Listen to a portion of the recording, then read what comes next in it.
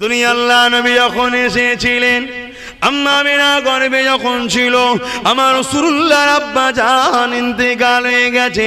দুনিয়ার জমিনে এসে আমার রাসূল কোনোদিন আব্বাকে ডাকতে পারেনি।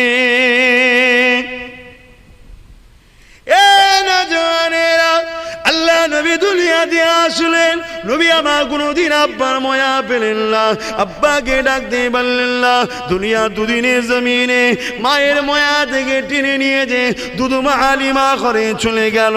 দুধুমা হালিমা বড় আদর করে রাসূলকে মানুষ করতে লাগলে। আল্লাহ নবী একটু বড় হতে আম্মা আমিনার কোলেতে আসলো।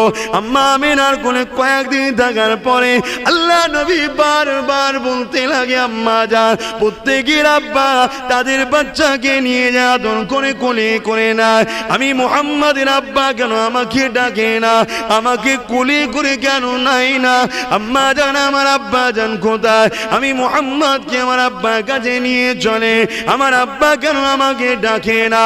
এ যুবকেরা, এ নবী পাকের প্রেমিকেরা, আরে আমার নবীর জীবন কত করুণ ছিল গো, একবারও কি মায়া লাগে না? একবারও কি দিল কাঁদে না? যে নবী আমাদের সব থেকে বেশি প্রিয়, যে নবী আমাদেরকে সব থেকে বেশি ভালোবাসে, কিয়ামতের দিনে মা চিনো চিনবে না, বাপ চিনো চিনবে না, অথচ কিয়ামতের দিনে আমার নবী, আপনার নবী চোখের পানি ফেলে কাঁদবে, রব্বি হাবলি উম্মতি উম্মতি উম্মতি। সেই নবীকে আজকে অপমান করা হয়, সেই নবীকে আজকে বেউজ্জতি করা হয়, সেই নবীর আগমনের মাহফিলকে নিয়ে চক্রান্ত করা হয়, সেই নবীর আলোচনা মাহফিলকে বন্ধ করার ষড়যন্ত্র করা হয়। এ যুবকেরা এখনো ঘুমোবে, এখনো কি মাচানে থাকবে, এখনো কি ক্লাবে থাকবে, এখনো কি দরে উদরে ঘুরবে, এখনো কি টিভির সামনে বসে থাকবে? তোমাদের কি ঘুম ভাঙার সময় হয় রে? আসো জাগো, নিজের জীবন আদর্শতে আল্লাহ নবীর জীবন আদর্শকে গড়ে তোলো। তুমি যদি আমার নবীর সুন্নত অনুযায়ী চলতে পারো, আমি কথা দিচ্ছি সমস্ত দুশমন মুনাফিকেরা তোমাকে দেখে আমার নবীর প্রেমিক হয়ে যাবে।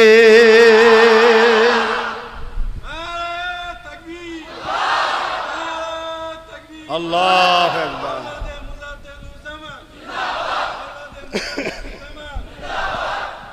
কত কষ্ট করেছে চিন্তা করে দেখো। যাকে আল্লাহ এত ভালোবাসে, যাতে দুনিয়ায় কোনো এতিম ছেলে মনে না কষ্ট পায়, কষ্ট পেলেই মনে করবে আরে আমার রাসূলের তো আব্বা ছিল না, আমার নবীর তো আম্মা ছিল না, তার মনে একটা সান্ত্বনা হবে। তাই রাসূল দুনিয়ায় আসার আগে মায়ের গর্ভে আছে, আব্বা চলে গেল, যদিও দুনিয়ায় আসলো রাসূল, কিছুদিনের মধ্যে আবার আম্মাও চলে গেল। বারবার যখন বাইনা করে আম্মা আমাকে আব্বা কোথায় আছে বলতে হবে। এ যুবকেরা, একদিন আম্মা জান আমিনা বলতে লাগলেন, বাবা তোমাকে তোমার আব্বার কাছে নিয়ে যাবো বাবা। এমন করে শ্বশুরের কাছে পারমিশনটা নিয়ে আল্লাহ নবীকে সাথে করে নিয়ে আব্বার কাছে নিয়ে যেতে লাগলে, নিজের স্বামীর কাছে নিয়ে যেতে লাগলে। কোথায় গো আমার রাসূলের আব্বা যান? মরুভূমির ওপরেতে এক জায়গায় নিয়ে যে ঘোড়াকে দাঁড় করিয়ে দিল, এই জায়গাতে তোমার আব্বা ওই যে উঁচু টিলাটা করা রয়েছে ওই জায়গায় রয়েছে। তোমার আব্বা এমন একটা জায়গায় চলে গেছে, আর কোনোদিন ফিরে আসবে না। আল্লাহ নবী কথাটা শুনে আম্মা জানের হাতটা সরিয়ে নিয়ে ছুটে গিয়ে মরুভূমির বালির উপরে আব্বার কবরের পাশে গিয়ে গড়াগড়ি দিতে লাগলো, আর বলতে লাগলো, আব্বা প্রত্যেকের বাচ্চারা তার বাচ্চাকে ডাকতে আসে, তার বাচ্চাকে কোলে করে নিয়ে ঘোরে, তার বাচ্চাকে আদর করে চুমা দেয়, পিয়ার করে। আব্বা আমি মুহাম্মদ, কোনদিন আপনি আমাকে মুহাম্মদ বলে ডাকলেন না, কোনদিন আমাকে কোলে নিলেন না, আমাকে কোনদিন চুমা দিলেন না। আব্বা আমি মুহাম্মদ এসেছি, একবার আপনি মুহাম্মদ বলে ডাকে আমার কলিজাখানা ঠান্ডা হয়ে যাবে। একবার ডাকে। আল্লাহ নবীর এই কাকুতি বিনতি দেখে আম্মা আমিনা আমার রাসূলুল্লাহকে টেনে টেনে জড়িয়ে ধরে। বাবারে তোমার আব্বা এমন জায়গায় গেছে, আর কথা বলতে পারবে না, ওই জায়গাতে ফিরে আসতে পারবে না। আমার রাসূলুল্লাহ এই সময়তে এমন একটা মুহূর্তে চোখে পানি ফেলে বলেছিলাম, মা অবশ্যই একদিন আমার আব্বাকে মুহাম্মদ রাসূল বলাবো। আজ কিছু লোক ইখতিলাফ করে, বড় দুঃখ ভাই। কি অমুসলিমদের কথা বলছেন? মুসলিম দাবিদার বড় বড় মুফতি মাওলানা দাঁড়িয়ে রেখে বলে রাসূলুল্লাহর আব্বা আম্মা জাহান্নামী। বলো নাউজুবিল্লাহ। এই ফাটা কপালে, তুই জান্নাতে যাবি কি আগে ভাব। রাসূলের আব্বা আম্মালে তো কত মাথা ব্যথা করতে হবে না।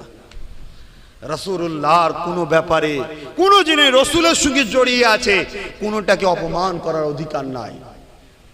কথা বুঝে আসছে? তারিখের কিতাবের মধ্যে আছে, বহুত হাদিস থেকে প্রমাণ আছে, আমার রাসূল পাক সাল্লাল্লাহু আলাইহি সাল্লামের আব্বা দ্বীনে ইব্রাহিমের মধ্যে ছিলেন। জোরে বলুন সুবহানাল্লাহ।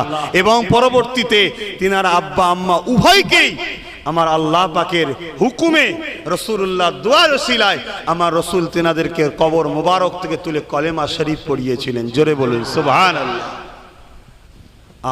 কি জিন্দেগি আমার রাসূলের! এত কষ্ট, এত ব্যথা বেদনা নিয়ে ছোটবেলা থেকে বড় হয়েছে। অচ্ছা আল্লাহর দোস্ত তিনি, দোনো জাহানের শাহী ইনশাআল্লাহ তিনাকে করেছে। তিনি গেলে গাছ সালাম দেয়, পাহাড় পর্বত সালাম দেয়। তিনি যখন কোনো প্রাকৃতিক দুর্যোগে সাড়া দেবে, চতুর্দিক থেকে গাছ এসে হাট হয়ে ঘিরে রাখতেন। তিনি প্রাকৃতিক দুর্যোগে সাড়া দিবার পরে আবার যে যার জায়গায় গ্যাসগুলো চলে যেত। সাহাবারা বলতেন আমরা দ্রুত এই জায়গায় যেতাম, কোনো কিছু দেখতে পেতাম না, শুধু খুশবু বাইর হতো। জোরে বলুন সুবহানাল্লাহ। আর একটু জোরে বলবেন না? এ নবীর গোলামরা জোরে বলুন না সুবহানাল্লাহ। আমার নেতার মতো নেতা পৃথিবীতে আসে না আর আসবে না বাপ, আমি বলছি নি। সমস্ত ধর্মের ধর্মগুরুরা আমার নেতাকে সম্মান করেছে। আর আমার নেতা তো শুধু আমার নয়, এ তো মানুষ তো জাতির পথ প্রদর্শক হয়ে এসেছে, তামাম মখলুকাতের নেতা ছিলেন। জোরে বলুন সুবহানাল্লাহ। তার আদর্শ কেমন ছিল! এত কষ্ট করেছে, এত কষ্ট করার পরও তিনি কোনোদিন কাউকে আঘাত দেননি। জোরে বলুন সুবহানাল্লাহ। আল্লাহ নবীর টোটাল জীবনে তেনার পরিবারদের ঘরে জিজ্ঞেস করা হয়েছে যে আল্লাহ রসুল আপনাদের সঙ্গে কেমন ব্যবহার করে। আমার রসুলের আহলিয়া আমাদের আম্মা জানরা বলেছেন, কোনো দিনের জন্য মুহাম্মদ সাল্লাল্লাহু আলাইহি সাল্লাম বড় বড় চোখ বার করে আমাদের দিকে তাকাইনে, রাগ করা তো দূরে কথা, বড় চোখও দেখাইনে। জোরে বলুন সুবহানাল্লাহ। বাপেরা, নওজওয়ানেরা, খবরদার আমার নবীর ইসলামকে নিয়ে খেলা করবেন না। নিজেদের মধ্যে মতনই কুহারি বাজারি থাকলে হবে। ধর্মীয় ব্যাপারে খবরদার নিজেদের মধ্যে মতনৈক্য তৈরি করবেন না। এ যুবকেরা, তরুণীরা, আল্লাহ নবী, নূর নবী, দয়ার নবী এইভাবে তিনাকে জোর করে কোলে নিয়ে আম্মা আমিনা আদর করে নিয়ে আসে। কিছুটা যাওয়ার পরে মরুভূমির এক ঝড় এসেছে। ওই ঝড়ে আম্মা আমিনা অসুস্থ হয়ে যায়, জমিনে লুটিয়ে পড়ে। বাবারে তিন নবী মায়ের মাথার কোণায় গিয়ে ডাকতে লাগে, মারে কয়েকদিন হলো তোমার কোলে এসেছি, মা ছেড়ে দিও না মা। মুহাম্মাদের আব্বা নাই, মুহাম্মাদকে আব্বা কোলে নাই না। যদি বা তোমার মায়া মমতা একটু ছিল, কি হয়েছে মা? কথা বলো মা, জবাব হলো মা, কেন চুপ হয়ে আছো মা? আরে আমার রাসূলুল্লাহ এইভাবে আম্মার মুখে চুমা দেয়, আদর করে আর মামা বলে ডাকতে লাগে। এ ছেলেরা চিন্তা করে দেখো তো দেখি, যার জন্য কায়নাত তৈরি হয়েছে সেই নবীর এই দৃশ্য হচ্ছে। আল্লাহ কি দেখতে পাই না? অবশ্যই দেখতে পাই, কিন্তু আমার নবী যাতে রাজি, আমার আল্লাহ স্বয়ং তাতে রাজি।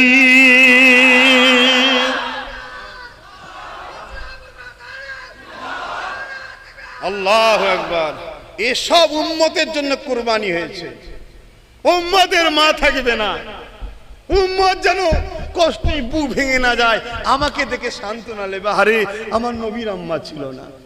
তোমার আমার জন্য রাসূল এত স্যাক্রিফাইস করেছে, এত ত্যাগ স্বীকার করেছে, আর সেই নবীকে ভুলে গেলাম। ইতিহাসের পাতা খুলে দেখে এলেন, আল্লাহ নবী জীবন আদর্শকে দেখুন। হ্যাঁ, নবী আমার শিখিয়েছে লা ইলাহা ইল্লাল্লাহ আনা মুহাম্মাদুর রাসূলুল্লাহ।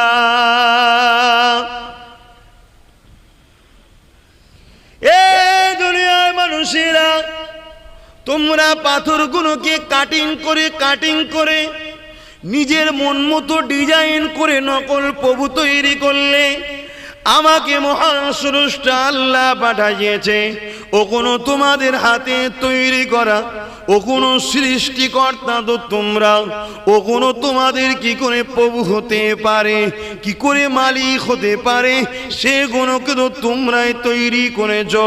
বাবারা, তোমাদের রব হলো একজন, যিনি হলেন লা ইলাহা ইল্লাল্লাহ, যিনি হলেন এক আল্লাহ, তিনি ছাড়া কোনো ইলাহ নাই।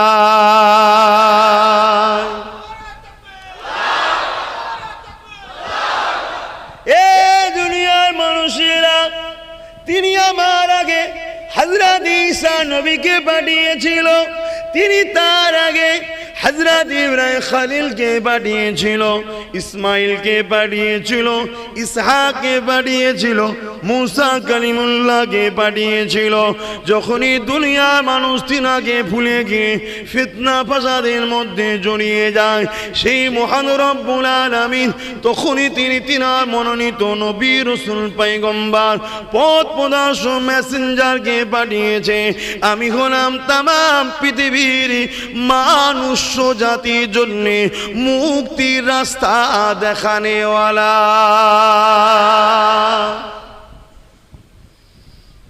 এ নওজওয়ানেরা, আল্লাহ নবী এইভাবে শিক্ষা দিতে লাগলেন, আল্লাহ নবী এইভাবে বলতে লাগলেন, বাবারা তোমরা নিজেদের মন মতো চলো না বাবা, তোমরা নিজেদের মা গুলোকে জুলুম করো না বাবা। তারা তখন নিজেদের মাকে জুলুম করত, তোমরা নিজেদের মেয়েগুলোকে জেন্ত পুঁতে দিও না বাবা, কেননা কন্যা সন্তান হলো মহান স্রষ্টার পক্ষ থেকে বড় দয়া রহমত, ওদেরকে হত্যা করে দিও না বাবা। এইভাবে নবী আমার শিখাতে লাগলে, আল্লাহ নবী শিখাতে লেগেছে। আবু জেহেল উতবা সাইবা আবু লাহাব বলতে লেগেছে, মুহাম্মদ যেটা বলে সত্য কথা বলে, কিন্তু মুহাম্মাদের কথা যদি মেনে নি, আমাদের যে ধর্ম ব্যবসা, মানুষকে যে বোকা বানিয়ে অর্থকে আত্মসাৎ করা, এটা বন্ধ হয়ে যাবে। তাই মুহাম্মাদের কথা মানা যাবে না। তারা স্বীকার করছে আমার নবী সত্য বলছে, তথাপি তারা শুধুমাত্র নিজেদের স্বার্থে আমার নবীর বিরোধী করেছিল। আজও যারা আমার নবীর বিরোধী করে, তারাও জানে আমার রাসূল সত্য কথা বলেছে, কিন্তু তারা কেন মানতে চায় না? নবী বলেছে গরিবদের জুলুম করা যাবে না, পরের সম্পদকে দখল করা যাবে না, এতিমদের উপরে অত্যাচার করা যাবে না, নারীদেরকে ভোগের পাত্র বানানো যাবে না, এমন করে পরের সম্পদকে নিজের সম্পদ মনে করা যাবে না, মা বাপকে সম্মান করতে হবে, শরাব পান করা যাবে না, সুদ ঘুষ খাওয়া যাবে না, মানুষের কাজ করে দিবার জন্যে তোমাকে সুদ নিলে চলবে না, তার জন্যে তুমি কিছু ঘুষ নেবে চলবে না। এই যে আমার নবী শিখিয়েছে, তারা দেখছি যদি মুহাম্মদকে মেনে নি, তাহলে এই অপকর্মগুলো আমরা করতে পারবো না। আজকে দিনও তারা জানে মুহাম্মদ সত্য, শুধু নিজেদের অপকর্মকে বাস্তবায়ন করার জন্যে আমার নবীর বিরোধী করে। ঠিক না বেঠি? কিন্তু আমাদেরও তো দোষ আছে। আমরা তো সেই সকল মানুষদের ঘরেই আবার বেশি পিয়ার করি যারা এই অপকর্ম করে বেড়ায়। অসুবিধা হচ্ছে মাইকের আওয়াজে? তারা আমার রসুলকে রুখতে চাইল। কারা? আবু জেহেল, উতবা, সাইবা, আবু লাহাব, তৎকালীন সময় যারা নেতৃত্ব দিত। 2 নম্বরী, ভণ্ডমি, সন্ত্রাসী, জুলুম, অত্যাচার, রাহাজানি, খুনোখুনি, মারপিট, দাঙ্গা ফাসাদ, মানুষের উপরে যারা আতঙ্ক তৈরি করে রেখেছিল, মানুষকে গোলাম বানিয়ে রেখেছিল, তারা কি করতে লাগলো? তারা তখন দেখলো মোহাম্মদ রসুলকে তো রুকা যাবে না, বড় বংশের, তার পরিবারে অনেক সম্ভ্রান্ত লোক রয়েছে।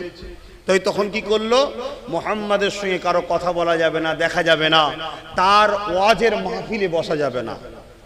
ওয়াজ মানে হলো ভালো কথার উপদেশ দেওয়া। সর্বপ্রথম ওয়াজ আল্লাহ করেছিলেন, জোরে বলুন সুবহানাল্লাহ।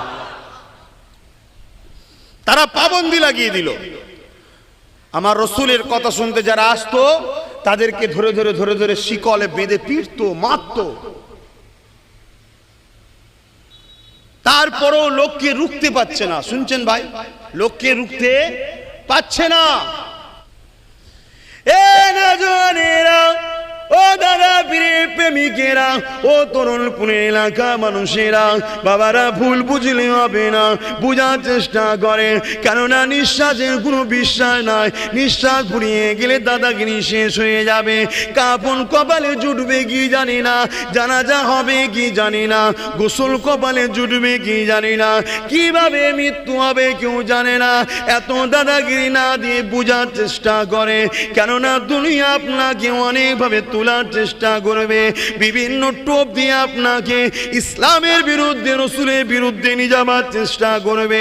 কিন্তু আপনাকে আল্লাহ জ্ঞান বিবেক বুদ্ধি দিয়েছে, ওই দ্বারা আপনাকে ভাবতে হবে, বিবেচনা করতে হবে। আল্লাহ নবী কত কষ্ট করেছে শুনে রেখে দা। নবী আমার এইভাবে ওয়াজ করতে লেগেছে, একটা একটা করে মানুষ নবী পাকের দরবারে আসতে লেগেছে। কেউ নবী পাকের কথা শোনে, কিন্তু জালিমদের ভয়ে নবীর কথা কে মনে করে নিয়ে নবীর পাশে দাঁড়াবে সাহসটা কারো হয় না।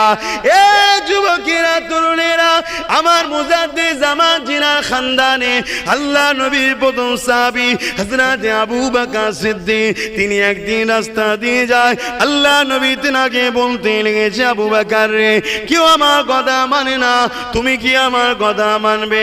আল্লাহ নবী জিজ্ঞাসা করেছিলেন কি কথা বলতেছে? আল্লাহ নবী বলেছেন, লা ইলাহা ইল্লাল্লাহ আনা মুহাম্মাদুর রাসূলুল্লাহ। এ আবু বকর, আল্লাহ যারা কোনো ইলাহ নাই, এই জমিনের মালিক আল্লাহ, আসমানের মালিক আল্লাহ, কুল হুয়াল্লাহু আহাদ, আল্লাহ হলো এক এক এক, আল্লাহুস সামাদ, তিনি কারো মুখাপেক্ষী নয়, লাম ইয়ালিদ ওয়া লাম ইউলাদ, তিনি কারো থেকে জন্ম নেন না, অর্থাৎ তিনি বাপ মা ছেলে ভুলে নাই, ওয়ালাম ইয়াকুল্লাহু কুফুয়ান আহাদ, লাম ইয়ালিদ ওয়া লাম ইউলাদ, এবং তারও থেকে কেউ জন্ম নেয় না, অর্থাৎ তিনি ছেলে স্ত্রী ভুলে কেউ নাই, ওয়ালাম ইয়াকুল্লাহু কুফুয়ান আহাদ, তিনি এক অদ্বিতীয়। এ আবু বকর মেনে কি নেবে? হযরত আবু বকর কোনো প্রশ্ন না করে আমার রাসূলুল্লাহ নূরে হাতে হাত দিয়ে ইমানে নূরে কালেমা পড়ে নবীর কাতারে দাঁড়িয়ে যায়।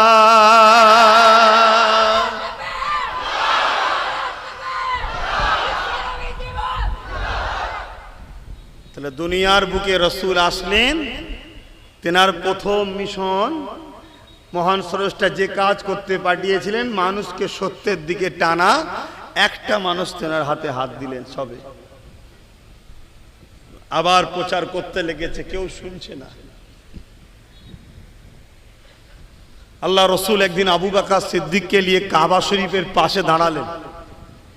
এলাকার মানুষকে বললেন, আবু বকর তুমি ডাকো।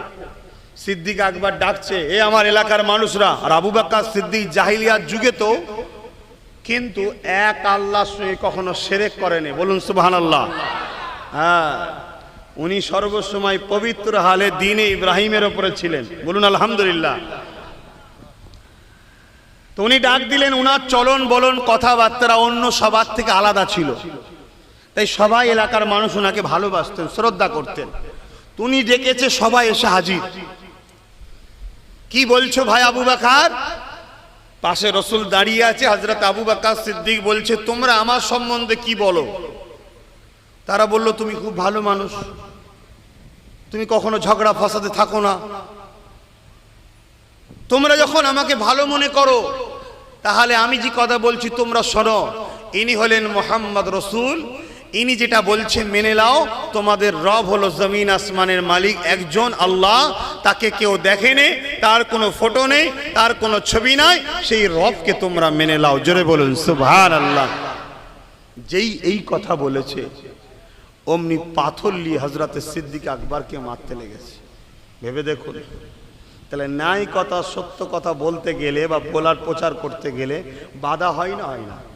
সিদ্দিক আকবরের পরে বাধা হয়েছে, তার খানদানের ছেলে আমার ওপরে বাধা হতে পারে না? পারে না। এতে মন খারাপ আমার করলাম নেই, তারই তো তোমরা রুহানি ছেলে, সেই সিলসিলারই তো রুহানি ছেলে নাকি? আমি রক্তের ছেলে, তোমরা রুহানি ছেলে, তা তোমাদের উপরে তো বাধা আসতে পারে, তা রাগ করলে হবে? আল্লাহ নবী নূর নবী দয়া নবী পাশে দাঁড়িয়ে দাঁড়িয়ে এই মেসেজটা দেওয়ার পরে আবু বকর সিদ্দিকের উপরে অত্যাচার শুরু হয়ে যায়। শরীরে রক্ত ঝরতে লেগেছে, পাথরের আঘাত একের পর আসতে লেগেছে, শরীর থেকে রক্ত ফিচকিতে বেরোতে লেগেছে, কাবার জমিনে রক্ত পড়তে লেগেছে। এ যুবকেরা, ইসলামের জন্য, নবীর জন্য আল্লাহর জমিনের উপরে সর্বপ্রথম যা রক্ত ঝরেছে, ইনশাআল্লাহ সেই খানদানের ছেলে শরীরে সেই রক্ত আছে। ইসলামের স্বার্থে বলে দিয়ে যায়, আল্লাহ নবী জানিয়ে দিলেন এই জমিনের উপরে সব থেকে শ্রেষ্ঠ হবে আলেমরা, আর সব থেকে নিকৃষ্ট হবে আলেমরা। দুই শ্রেণী থাকবে। একটু ধরার সময় ধরে ধরে দেখে দেখে দেখো, কত বড় বড় পীর সাহেব, কত বড় বড় ইমাম সাহেব, মৌলী সাহেব, মুফতি সাহেব দুনিয়ার খপ্পরে পড়ে ধ্বংস হয়ে গেছে, যুগে যুগে হয়ে এসছে। একটু বুঝে বুঝে ধরতে হবে বাপ। এ যুবকেরা, তরুণেরা, নজওয়ানেরা, বাবারা শুয়ে রেখে দাও, যে রেখে দাও আমার মুজাদ্দিদ জামানের সিলসিলা অনুগামী অনুসারীরা, আমার আবু বকর সিদ্দিক এত মেরেছিল, আমার আবু বকর সিদ্দিক কাবার জমিনে অজ্ঞান হয়ে পড়ে গেলেন। সেই দিন নিষ্ঠুর পাষাণ সন্ত্রাসীরা, আবু জেহেল উতবা সাইবার লোকেরা আমার নবীকে ছাড়েনি গো, আমার নবীকেও তারা মেরেছিল। আল্লাহ নবীর নূর মুবারক থেকে, আল্লাহ নবীর শরীর মুবারক থেকে পবিত্র খুন ঝরতে শুরু হয়ে যায়। নবী পাক ও কাবার জমিনে পড়ে যায়। একদিকে আবু বকর সিদ্দিক অজ্ঞানে পড়ে আছে, আর একদিকে রাসূলুল্লাহ অজ্ঞানে পড়ে আছে। কে কাকে দেখবে? একটাই মানুষ দেখার হয়েছিল, সেও তো অজ্ঞানে পড়ে আছে। এ নওজওয়ানেরা, এত সহজে ইসলাম পৃথিবীতে আসেনি গো, এত সহজে জাহিলিয়াত প্রথা বন্ধ হয়েছে, শান্তি প্রচার হয়নি গো, এত সহজে মাকে মারা বন্ধ হয়নি গো, এত সহজে নারীগুলো জেন্ত পুঁতে দেওয়া বন্ধ হয়নি গো, এত সহজে মদ সমাজে বন্ধ হয়নি গো, এত সহজে সুদ বন্ধ হয়নি গো, এত সহজে খুন খারাপি বন্ধ হয়নি গো, এত সহজে হিংসা ব্যভিচারী বন্ধ হয়নি গো। আল্লাহ নবী অনেক কষ্ট করেছিল, তারপরে পৃথিবীর জমিনে শান্তি প্রতিষ্ঠিত হয়েছে। সেই নবীর উম্মত দাবি করে আমরা যদি শরাব পান করি বা শরাবীদের সাথ দিই, কিয়ামতের দিন নাজাত পাওয়া যাবে না। আমরা যদি সুদ খাই বা সুদদের সাথ দিই, কিয়ামতের দিন নাজাত পাওয়া যাবে না। আমরা যদি মাকে মারি বা যারা মাকে মারে তাদেরকে সাপোর্ট করি, কিয়ামতের দিন নাজাত পাওয়া যাবে না। আমরা যদি নারীদের ইজ্জত নিয়ে খেলা করি বা যেখানে খেলা যারা করায় তাদেরকে সাপোর্ট করি, যদি কিয়ামতের দিন নাজাত পাওয়া যাবে না। কোন ধর্ম কি শিখাচ্ছে আমি কারো পক্ষে বিপক্ষে বলতে আসি না। তুমি যদি আমার নবীকে মেনে নাও, তাহলে তোমাকে তোমার নেতার জীবন আদর্শ জানতে হবে। আল্লাহ নবী ন্যায় প্রতিষ্ঠিত করতে গিয়ে কাবার জমিনে অজ্ঞানে পড়ে আছে, সিদ্দিক আকবর অজ্ঞানে পড়ে আছে। সেই নবীর দিনকে প্রতিষ্ঠিত করতে গিয়ে সাহাবা হুজুরদের হাজারো হাজারো প্রিয় জান শহীদ হয়ে গেছে।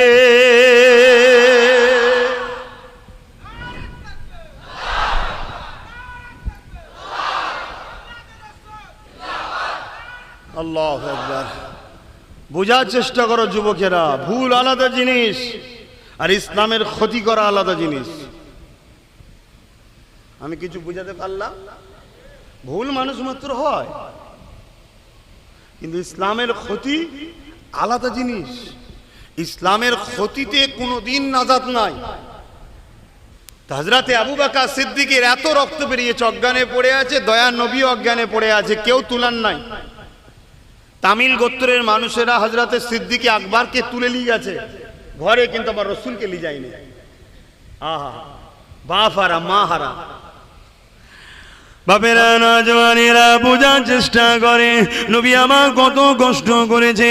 বাপারা মা হারা এতিম এসে নবী আমার দুনিয়ার জমিনে এসে দাওয়াত দিলে, এ দুনিয়া মানুষেরা মানুষকে হত্যা করো না গো, মানুষকে কখনো জুলুম করো না গো। যার তোমরা জান দিওনি, যাকে তোমরা সৃষ্টি করোনি, তাকে তোমরা হত্যা করবে কেন? হ্যাঁ, তিনি জানিয়ে দিয়েছে এই কাজ হলে তাদের মৃত্যুদণ্ড দিতে হবে।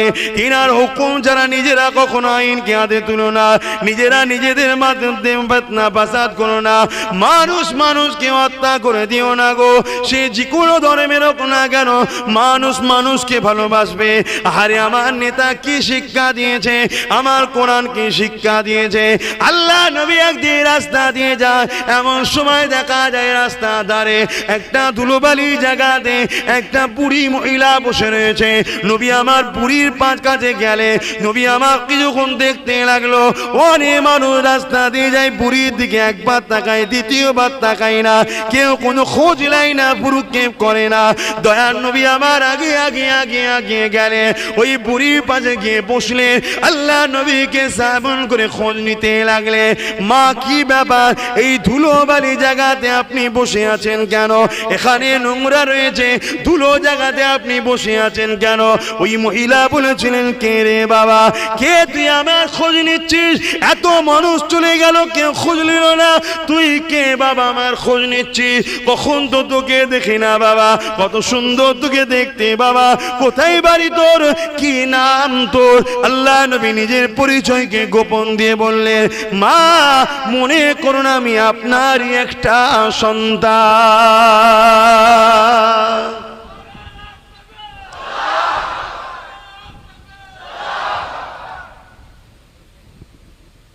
আল্লাহ রসুল ওই মহিলাকে জিজ্ঞেস করছে, মা কি ব্যাপার? বলছে, আরে বাবা একটা কাজে বেরিয়েছি, দুর্বল শরীর, হাঁটতে পারিনি, বসে পড়েছি।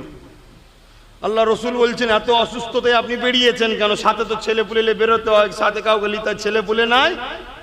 তখন মহিলা আমার রসুলের দিকে তাকিয়ে বলছে, কোথায় বাড়ি তুই জানিস না? যখনকারের কথা বলছি তখন ছেলেরা মাকে হত্যা করতো। এই যে ছেলেরা মাকে ভালোবাসছে, আমার রসুলের অবদান।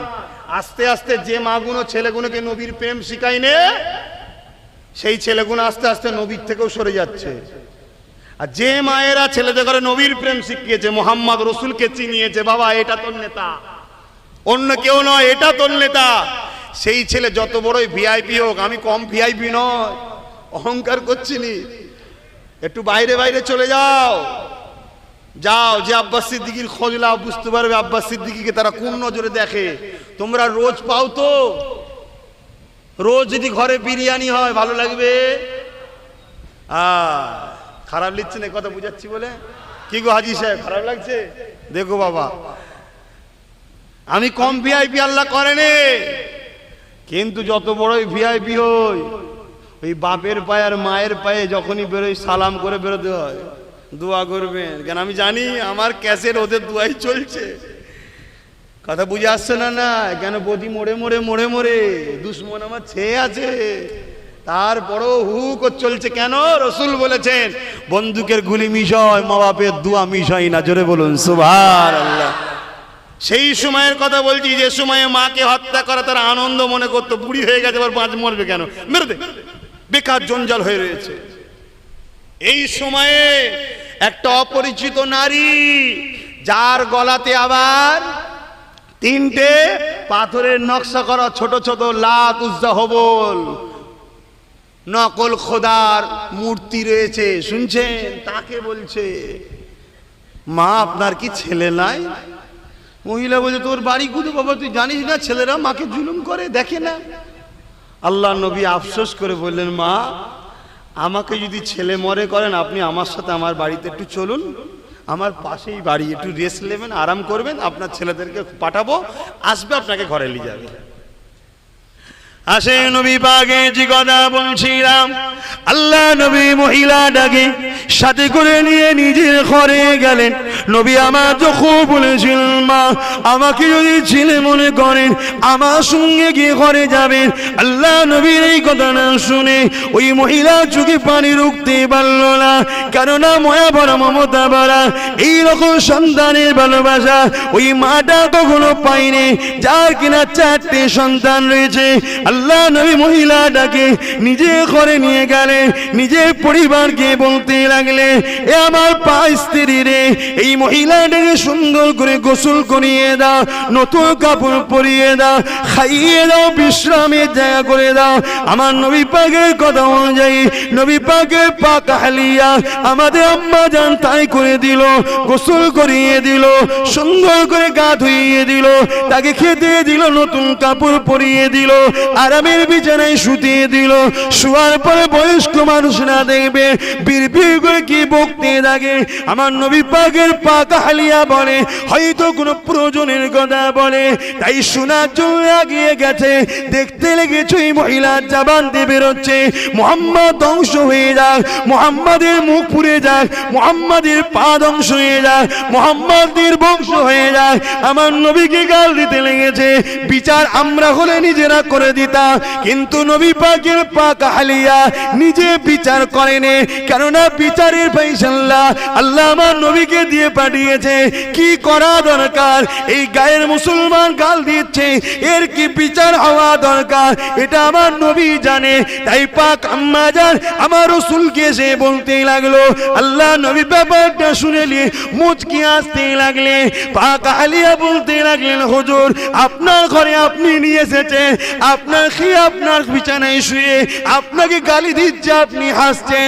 আল্লাহ নবী বলেছিলেন, হে আমার প্রাণের স্ত্রী শুনে রেখে দাও, জেনে রেখে দাও, ও তোমার স্বামী মুহাম্মদকে গাল দেয়নি, যে তোমার সামনে দাঁড়িয়ে চোখে গাল দেয়নি, ও গাল দিয়েছে ওই আবু জিল উতবা সাইবা, যার সম্বন্ধে মিথ্যা প্রচার করেছে নিজেদের ধান্দাকে টিকিয়ে রাখার জন্য।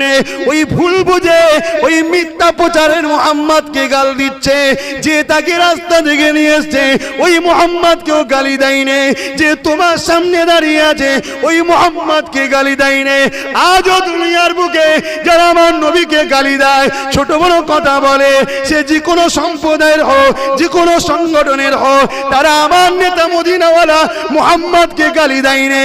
তাদেরও কিছু ব্যবসায়ী নেতা আছে, তারা আমার নবী সম্বন্ধে তাদের খুবরিতে ভুল বুঝিয়েছে, যাতে তারা আমার নবীর প্রেমিক না হয়ে যায়। এই ভুল বোঝানো মুহাম্মদকে গালি দিচ্ছে। তাই আমাদের ঘরে তাদের পাল্লায় পড়ে গিয়ে ঝগড়া করলে হবে না। আমার নবী যেটা করেছে সেটা করতে হবে। নবী কি বলেছিল?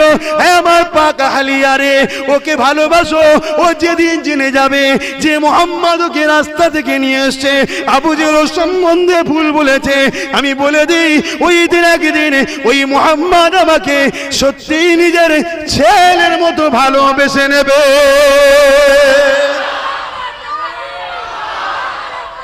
আল্লাহু আকবার।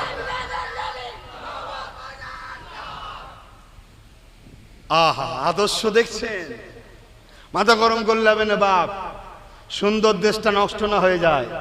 ষড়যন্ত্র চলছে একদল লোকেদের, গরম করতে চাইছে, রসুলকে গাল দিয়ে মসজিদে হামলা করে, কোরআনকে অপমান করে, মাদ্রাসাকে জঙ্গি আতঙ্ক বলে গরম করতে চাইছে। গরম হলে হবে না। বাবেরা, নওজওয়ান তরুণেরা, এ নবী পাকের প্রেমিকেরা, আল্লাহ নবী দিয়ে দুনিয়া বাদশা হাবিবুল্লাহ জীবন আদর্শ দেখলে অবাক হয়ে যাবে। এ নওজওয়ানেরা, আমার নবী পাক সাল্লাল্লাহু আলাইহি ওয়াসাল্লাম মদিনা নববী শরীফে বসে আছে। এমন সময় একজন ইহুদি আসলো আর একজন মুসলিম চলে আসলো। একটা খোঁড়াকে ধরে ইহুদি একদিকে লাগাম ধরেছে, মুসলমান একদিকে লাগাম ধরেছে। আমার নবীর কাছে এসেছে, আমার নেতার কাছে এসেছে। আমার নেতা তখন আমি যখন মদিনার রাষ্ট্রনায়ক, মদিনার রাষ্ট্রনায়ক মদিনার সিংহাসনে বিচারের আসনে বসে আছে। এ যুবকেরা, আল্লাহ নবীর কাছে দুজনে হাজির হয়ে গেল। ইহুদি বলতে লাগলো, ও আব্দুল্লাহর বেটা মুহাম্মদ, আমি বিচার চাই, ইনসাফ চাই। আর মুসলমান বলতে লাগলো, ইয়া রাসূলুল্লাহ হাবিবাল্লাহ, আমিও বিচার চাই, ইনসাফ চাই। কি হয়েছে তোমাদের? ইহুদি বলতে লাগলো, এই খোঁড়াটা আমার। মুসলমানটা বলতে লাগলো, হুজুর না, এই খোঁড়া আমার। আরে দয়ার নবী বিচারের আসনে বসে আছে। নবী আমার বলতে লাগলেন, বলো তো বাবা, তোমার খোঁড়া তোমার প্রমাণ কি? এই ইহুদি, বাবা তোমার খোঁড়া তোমার প্রমাণ কি? দুজনে প্রমাণ দিতে লাগলো। একটা একটা করে নবী শুনতে লেগেছে। প্রমাণ নিতে নিতে আল্লাহ নবী রায়টা ইহুদির দিকে দিয়ে দিল। অর্থাৎ রসুল বলতে লাগলো, ইহুদির প্রমাণটা মজবুত, সত্য, তোমার প্রমাণ বাবা ভিত্তি ভিত নেই বাবা। তাই এই খোরাটা প্রমাণ অনুযায়ী ইহুদির খোরা হয়ে যাচ্ছে। ইনসাফ, সত্য এমন একটা জিনিস, তাতে নিজের ছেলে যদি ভুল করে তাও কিছু করার নেই, সত্য। এক কথা শুনছেন? সেই বিচারটা শিখিয়েছে কে? রাসূল। তাহলে বিচার কিভাবে করতে হয় কার থেকে শিখবো? আর এখন মাত্র যদি একটা থামস আপ কোকোলা খাইয়ে দেয় বিচার চেঞ্জ।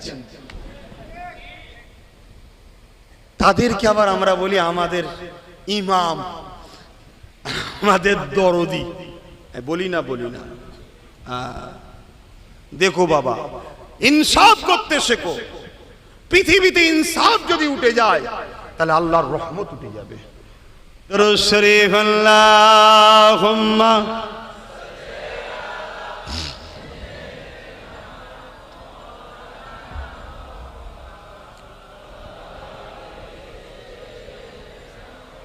ওরে বাবা, অনেক বেজে গেছে তো, আরো আজ করে কি হবে, অনেকটা হয়ে গেছে।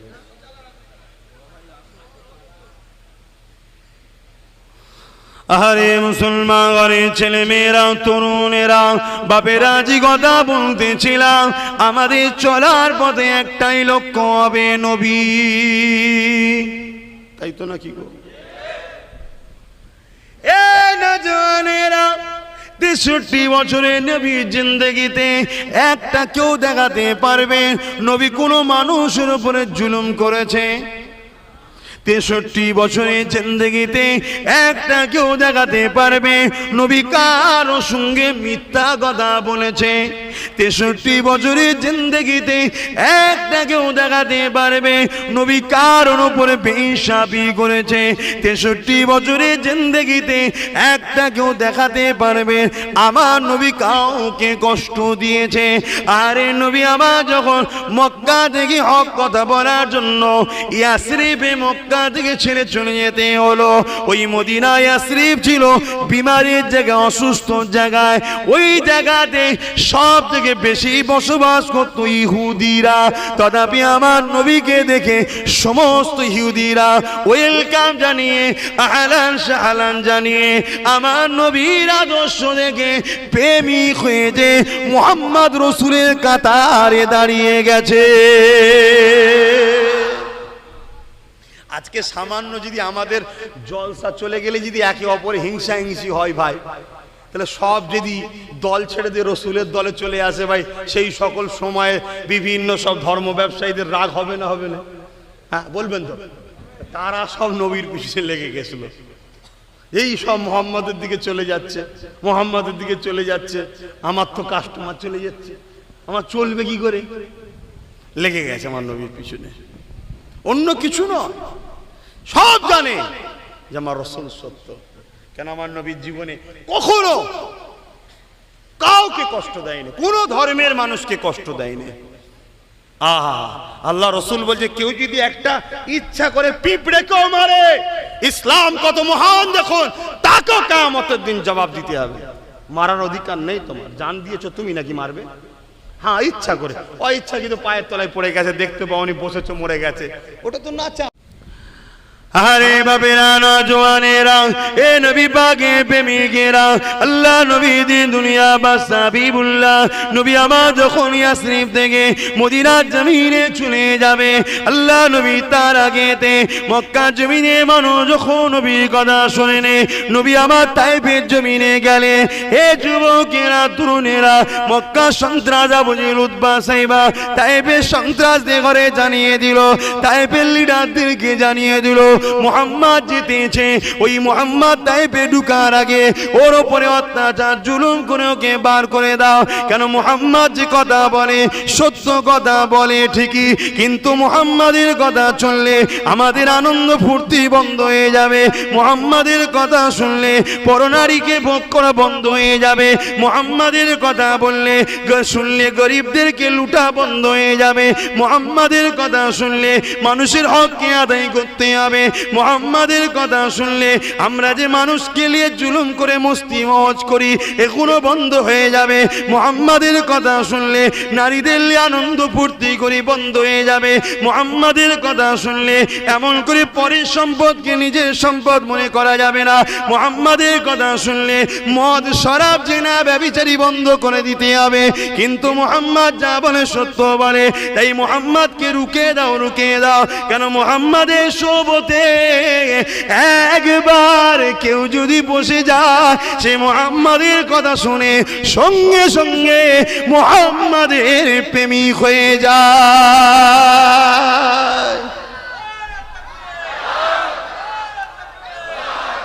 আমেরিকা, ব্রিটেন, জাপান, ফ্রান্স যারা সব থেকে বেশি আমার রসুলের বিরুদ্ধে কার্টুন তৈরি করছিল, আজকে সেসব দেশে যুবক যুবতীরা ইন্টারনেটের যুগ, নেট খুলছে, রসুলকে চিনছে, দেখছে, সব প্রেমিক হয়ে যাচ্ছে। জোরে বলুন সুবহানাল্লাহ। মদ ছেড়ে দিচ্ছে, অ্যালকোহল ছেড়ে দিচ্ছে, বার ছেড়ে দিচ্ছে, গান ছেড়ে দিচ্ছে, জেনা ছেড়ে দিচ্ছে, খুন করা ছেড়ে দিচ্ছে, ব্যভিচারী ছেড়ে দিচ্ছে, মার্ডার করা ছেড়ে দিচ্ছে। মা বাপকে সম্মান দেওয়া শুরু করছে, বড়দেরকে স্নেহ সম্মান করছে, ছোটদেরকে স্নেহ করছে। তারা ভালো তৈরি হচ্ছে আর শয়তানের অনুসারীদের বুক ফেটে যাচ্ছে। এই যে আজকে আপনারা সব ছেলেরা বসে সুবহানাল্লাহ আলহামদুলিল্লাহ বলছেন, আপনি কি ভাবছেন শয়তান খুশি? এই শয়তান খুশি আর না শয়তানের চেলারা খুশি? জি সর্বনাশ, এত সুবহানাল্লাহ বলছি, ওদের অনেক নেকি হয়ে গেল, সব ধুলোবালি মেখে গড়াগড়ি করছে শয়তান। কি সর্বনাশ হলো বল দেখি। দুনিয়া আল্লাহ নবী যখন এসেছিলেন, আম্মা আমিনা গর্ভে যখন ছিল, আমার রাসূলুল্লাহর আব্বা জান ইন্তেকাল হয়ে গেছে। দুনিয়ার জমিনে এসে আমার রাসূল কোনোদিন আব্বাকে ডাকতে পারেনি। এ না জানেরা, আল্লাহ নবী দুনিয়াতে আসলেন, নবী আমার কোনোদিন আব্বার ময়া পেলেন না, আব্বাকে ডাকতে পারলেন না। দুনিয়া দুদিনের জমিনে মায়ের ময়া থেকে টেনে নিয়ে যে দুধুমা হালিমা ঘরে চলে গেল। দুধুমা হালিমা বড় আদর করে রাসূলকে মানুষ করতে লাগলে। আল্লাহ নবী একটু বড়তে আম্মা আমিনা কোলেতে আসলো। আম্মা আমিনার কোলে কয়েকদিন থাকার পরে আল্লাহ নবী বারবার বলতে লাগে, আম্মা যান, প্রত্যেকের আব্বা তাদের বাচ্চাকে নিয়ে যা আদর করে কোলে করে না, আমি মুহাম্মাদের আব্বা কেন আমাকে ডাকে না, আমাকে কোলে করে কেন নাই না? আম্মা জান, আমার আব্বা জান কোথায়? আমি মুহাম্মাদকে আমার আব্বার কাছে নিয়ে চলে, আমার আব্বা কেন আমাকে ডাকে না? এ যুবকেরা, এ নবী পাকের প্রেমিকেরা, আরে আমার নবীর জীবন কত করুণ ছিল গো, একবারও কি ময়া লাগে না? একবারও কি দিল কাঁদে না? যে নবী আমাদের সব থেকে বেশি প্রিয়, যে নবী আমাদেরকে সব থেকে বেশি ভালোবাসে, কিয়ামতের দিনে মা চিনো চিনবে না, বাপ চিনো চিনবে না, অথচ কিয়ামতের দিনে আমার নবী, আপনার নবী চোখের পানি ফেলে কাঁদবে, রাব্বি হাবলি উম্মতি উম্মতি উম্মতি। সেই নবীকে আজকে অপমান করা হয়, সেই নবীকে আজকে বেউজ্জতি করা হয়, সেই নবীর আগমনের মাহফিলকে নিয়ে চক্রান্ত করা হয়, সেই নবীর আলোচনা মাহফিলকে বন্ধ করার ষড়যন্ত্র করা হয়। এ যুবকেরা এখনো ঘুমোবে, এখনো কি মাচানে থাকবে, এখনো কি ক্লাবে থাকবে, এখনো কি দরে উদরে ঘুরবে, এখনো কি টিভির সামনে বসে থাকবে? তোমাদের কি ঘুম ভাঙার সময় হয় রে? আসো জাগো, নিজের জীবন আদর্শতে আল্লাহ নবীর জীবন আদর্শকে গড়ে তোলো। তুমি যদি আমার নবীর সুন্নত অনুযায়ী চলতে পারো, আমি কথা দিচ্ছি সমস্ত দুশমন মুনাফিকেরা তোমাকে দেখে আমার নবীর প্রেমিক হয়ে যাবে।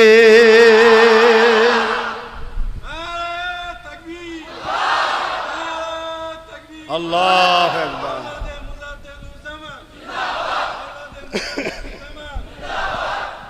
কত কষ্ট করেছে চিন্তা করে দেখো। যাকে আল্লাহ এত ভালোবাসে, যাতে দুনিয়ায় কোনো এতিম ছেলে মনে না কষ্ট পায়, কষ্ট পেলেই মনে করবে আরে আমার রাসূলের তো আব্বা ছিল না, আমার নবীর তো আম্মা ছিল না, তার মনে একটা সান্ত্বনা হবে।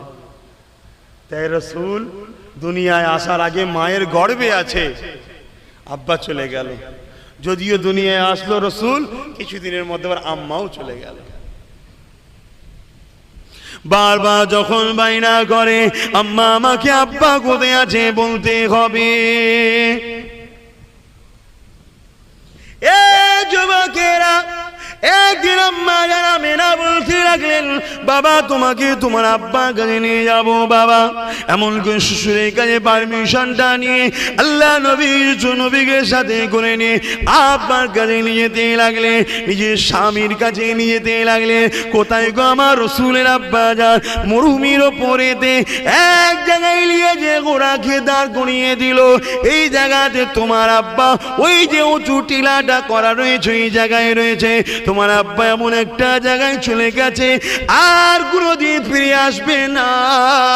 আল্লাহ নবী কথাটা শুনে আম্মা জানের হাতটা সরিয়ে নিয়ে ছুটে গিয়ে মরুভূমির বালির উপরে আব্বার কবরের পাশে গিয়ে গড়াগড়ি দিতে লাগলো, আর বলতে লাগলো, আব্বা প্রত্যেকের বাচ্চারা তার বাচ্চাকে ডাকতে আসে, তার বাচ্চাকে কোলে করে নিয়ে ঘোরে, তার বাচ্চাকে আদর করে চুমা দেয়, পিয়ার করে। আব্বা আমি মুহাম্মদ, কোনদিন আপনি আমাকে মুহাম্মদ বলে ডাকলেন না, কোনদিন আমাকে কুলে নিলেন না, আমাকে কোনদিন চুমা দিলেন না। আব্বা আমি মুহাম্মদ এসেছি, একবার আপনি মুহাম্মদ বলে ডাকে আমার কলিজাখানা ঠান্ডা হয়ে যাবে। একবার ডাকে। আল্লাহ নবীর এই কাকুতি বিনতি দেখে আম্মা আমিনা আমার রাসূলুল্লাহকে টেনে টেনে জড়িয়ে ধরে। বাবারে তোমার আব্বা এমন জায়গায় গেছে আর কথা বলতে পারবে না, ওই জায়গাতে ফিরে আসতে পারবে না। আমার রাসূলুল্লাহ এই সময়তে এমন একটা মুহূর্তে চোখে পানি ফেলে বলেছিলাম, মা অবশ্যই একদিন আমার আব্বাকে মুহাম্মদ রাসূল বলাবো। আজ কিছু লোক ইখতিলাফ করে, বড় দুঃখ ভাই। কি অমুসলিমদের কথা বলছেন? মুসলিম দাবিদার বড় বড় মুফতি মৌলানা দাঁড়িয়ে রেখে বলে রাসূলুল্লাহর আব্বা আম্মা জাহান্নামী। বলো নাউজুবিল্লাহ। এই ফাটা কপালে, তুই জান্নাতে যাবি কি আগে ভাব। রাসূলের আব্বা আম্মালে তো কত মাথা ব্যথা করতে হবে না। রাসূলুল্লাহর কোনো ব্যাপারে কোনো জিনিস রাসূলের সঙ্গে জড়িয়ে আছে, কোনোটাকে অপমান করার অধিকার নাই। কথা বুঝে আসছে? তারিখের কিতাবের মধ্যে আছে, বহুত হাদিস থেকে প্রমাণ আছে, আমার রাসূল পাক সাল্লাল্লাহু আলাইহি সাল্লামের আব্বা দ্বীনে ইব্রাহিমের মধ্যে ছিলেন। জোরে বলুন সুবহানাল্লাহ। এবং পরবর্তীতে তিনার আব্বা আম্মা উভয়কেই আমার আল্লাহ পাকের হুকুমে রাসূলুল্লাহ দোয়ার ওসিলায় আমার রাসূল তিনাদেরকে কবর মোবারক থেকে তুলে কলেমা শরীফ পড়িয়েছিলেন। জোরে বলুন সুবহানাল্লাহ।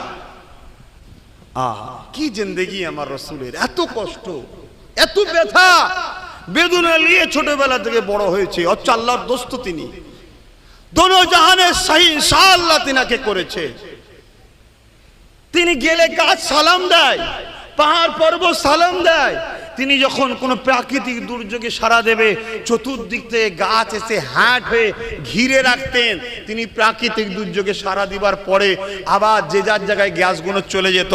সাহাবারা বলতেন আমরা দ্রুত এই জায়গায় যেতাম, কোনো কিছু দেখতে পেতাম না, শুধু খুশবু বাইর হতো। জোরে বলুন সুবহানাল্লাহ। আর একটু জোরে বলবেন না? এ নবীর গোলামরা জোরে বলুন না সুবহানাল্লাহ। আমার নেতার মতো নেতা পৃথিবীতে আসেন আর আসবে না বাপ, আমি বলছি নি। সমস্ত ধর্মের ধর্মগুরুরা আমার নেতাকে সম্মান করেছে। আর আমার নেতা তো শুধু আমার নয়, এ তো মানুষ তো জাতির পথ প্রদর্শক হয়ে এসেছে, তামাম মখলুকাতের নেতা ছিলেন। জোরে বলুন সুবহানাল্লাহ। তার আদর্শ কেমন ছিল! এত কষ্ট করেছে, এত কষ্ট করার পরও তিনি কোনোদিন কাউকে আঘাত দেননি। জোরে বলুন সুবহানাল্লাহ। আল্লাহ নবীর টোটাল জীবনে তেনার পরিবারদের ঘরে জিজ্ঞেস করা হয়েছে যে আল্লাহ রসুল আপনাদের সঙ্গে কেমন ব্যবহার করে। আমার রসুলের আহলিয়া আমাদের আম্মা জানরা বলেছেন, কোনো দিনের জন্য মুহাম্মদ সাল্লাল্লাহু আলাইহি সাল্লাম বড় বড় চোখ বার করে আমাদের দিকে তাকাইনে, রাগ করা তো দূরে কথা, বড় চোখও দেখাইনে। জোরে বলুন সুবহানাল্লাহ। বাপেরা নওজওয়ানেরা খবরদার আমার নবীর ইসলামকে নিয়ে খেলা করবেন না। নিজেদের মধ্যে মতনৈক্য হারিয়ে বাজারি থাকলে হবে। ধর্মীয় ব্যাপারে খবরদার নিজেদের মধ্যে মতনৈক্য তৈরি করবেন না। এ যুবকেরা তরুণীরা, আল্লাহ নবী নূর নবী দয়ার নবী এইভাবে তিনাকে জোর করে কোলে নিয়ে আম্মা আমিনা আদর করে নিয়ে আসে। কিছুটা যাওয়ার পরে মরুভূমির এক ঝড় এসেছে। ওই ঝড়ে আম্মা আমিনা অসুস্থ হয়ে যায়, জমিনে লুটিয়ে পড়ে। বাবারে তিন নবী মায়ের মাথার কোণে গিয়ে ডাকতে লাগে, মারে কয়েকদিন হলো তোমার কোলে এসেছি, মা ছেড়ে দিও না মা। মুহাম্মাদের আব্বা নাই, মুহাম্মাদকে আব্বা কোলে নাই না। যদি বা তোমার মায়া মমতা একটু ছিল, কি হয়েছে মা কথা বলো মা, জবাব হলো মা, কেন চুপ হয়ে আছো মা? আরে আমার রাসূলুল্লাহ এইভাবে আম্মার মুখে চুমা দেয় আদর করে আর মা মা বলে ডাকতে লাগে। এ ছেলেরা চিন্তা করে দেখো তো দেখি, যার জন্য কায়নাত তৈরি হয়েছে সেই নবীর এই দৃশ্য হচ্ছে। আল্লাহ কি দেখতে পাই না? অবশ্যই দেখতে পায়, কিন্তু আমার নবী যাতে রাজি, আমার আল্লাহ স্বয়ং তাতে রাজি।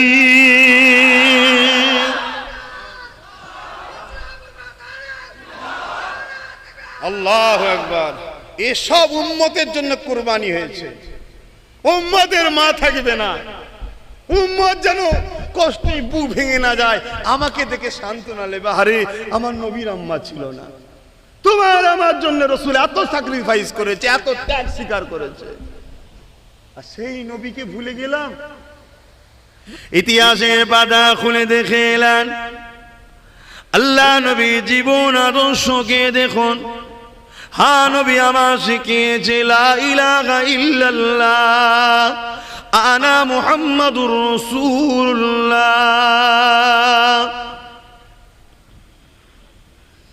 এই দুনিয়ার মানুষেরা, তোমরা পাথরগুলোকে কাটিং করে নিজের মন মতো ডিজাইন করে নকল প্রভু তৈরি করলে, আমাকে মহান স্রষ্টা আল্লাহ পাঠিয়েছে। ও কোনো তোমাদের হাতে তৈরি করা, ও কোনো সৃষ্টিকর্তা তো তোমরা, ও কোনো তোমাদের কি করে প্রভু হতে পারে, কি করে মালিক হতে পারে, সে গুণকে তো তোমরাই তৈরি করেছ। বাবারা, তোমাদের রব হলো একজন, যিনি হলেন লা ইলাহা ইল্লাল্লাহ, যিনি হলেন এক আল্লাহ, তিনি ছাড়া কোনো ইলাহ নাই।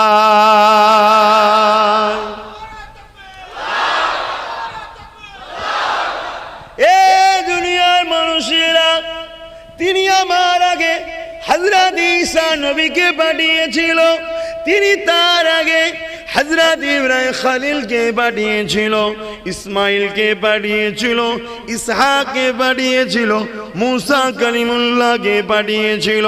যখনই দুনিয়ার মানুষ তিনাকে ভুলে গিয়ে ফিতনা ফাসাদের মধ্যে জড়িয়ে যায়, সেই মহান রব্বুল আলামিন তখনই তিনি তিনার মনোনীত নবী রাসূল পয়গম্বর পথ প্রদর্শক মেসেঞ্জারকে পাঠিয়েছে। আমি হলাম তামাম পৃথিবীর মানুষ জাতির জন্য মুক্তির রাস্তা দেখানেওয়ালা।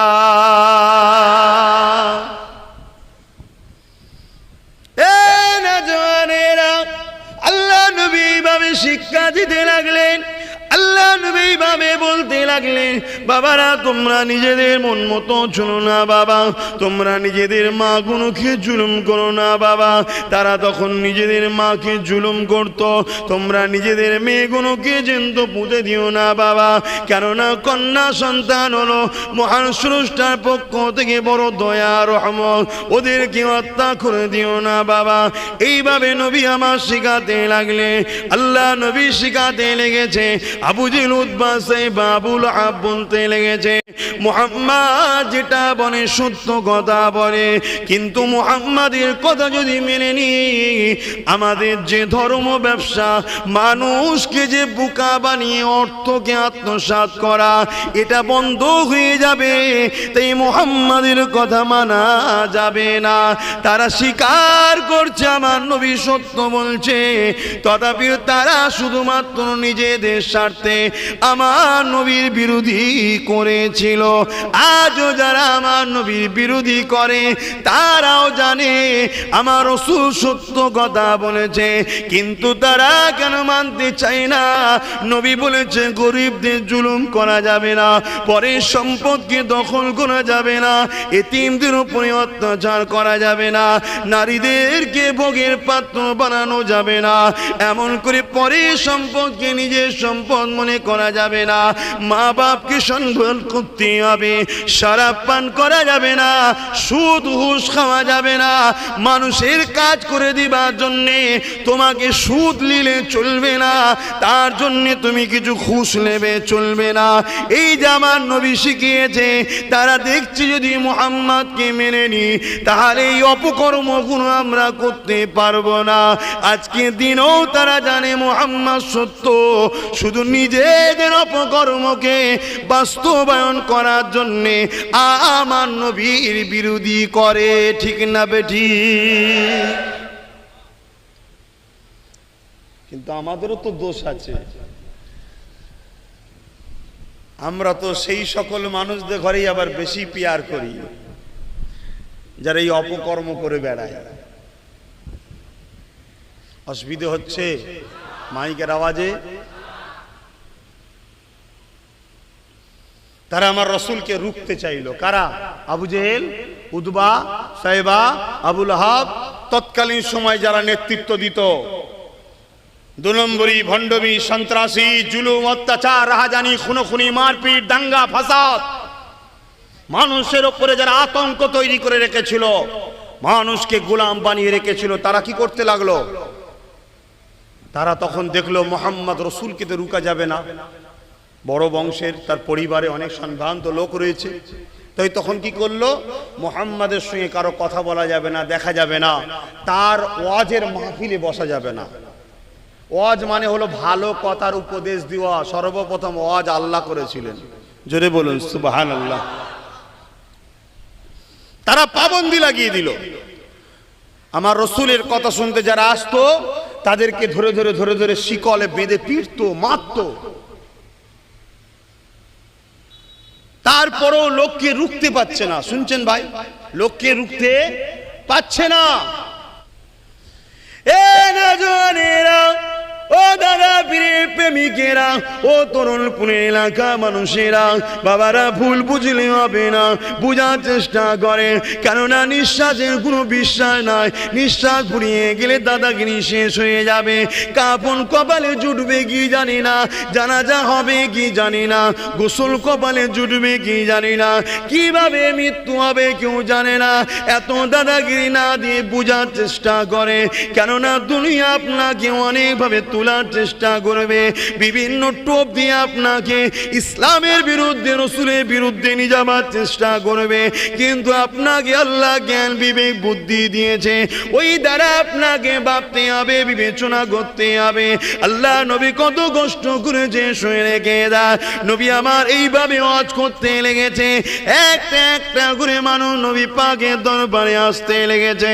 কেউ নবী পাকের কথা শোনে, কিন্তু জালিমদের ভয়ে নবীর কথা কে মনে করে নিয়ে নবীর পাশে দাঁড়াবে সাহসটা কারো হয় না। এ যুবকেরা, তরুণেরা, আমার মুজাদ্দিদ জামান জিনার খানদানে আল্লাহ নবীর প্রথম সাহাবী হযরত আবু বকর সিদ্দিক, তিনি একদিন রাস্তা দিয়ে যায়। আল্লাহ নবী তিনাকে বলতে লেগেছে, আবু বকর রে, কেউ আমার কথা মানে না, তুমি কি আমার কথা মানবে? আল্লাহ নবী জিজ্ঞাসা করেছিলেন কি কথা বলতেছে? আল্লাহ নবী বলেছেন, লা ইলাহা ইল্লাল্লাহ আনা মুহাম্মাদুর রাসূলুল্লাহ। এ আবু বকর, আল্লাহ ছাড়া কোনো ইলাহ নাই। এই জমিনের মালিক আল্লাহ, আসমানের মালিক আল্লাহ। কুল হুয়াল্লাহু আহাদ, আল্লাহ হলো এক এক এক, আল্লাহুস সামাদ, তিনি কারো মুখাপেক্ষী নয়। লাম ইয়ালিদ ওয়া লাম ইউলাদ, তিনি কারো থেকে জন্ম নেন না, অর্থাৎ তিনি বাপ মা ছেলে পুলে নাই। ওয়ালাম ইয়াকুল লাহু কুফুয়ান আহাদ, লাম ইয়ালিদ ওয়া লাম ইউলাদ, এবং তারও থেকে কেউ জন্ম নেয় না, অর্থাৎ তিনি ছেলে স্ত্রী পুলে কেউ নাই। ওয়ালাম ইয়াকুল লাহু কুফুয়ান আহাদ, তিনি এক অদ্বিতীয়। এ আবু বকর মেনে কি নেবে? হযরত আবু বকর কোনো প্রশ্ন না করে আমার রাসূলুল্লাহ নূরে হাতে হাত দিয়ে ইমানে নূরে কালেমা পড়ে নবীর কাতারে দাঁড়িয়ে যায়।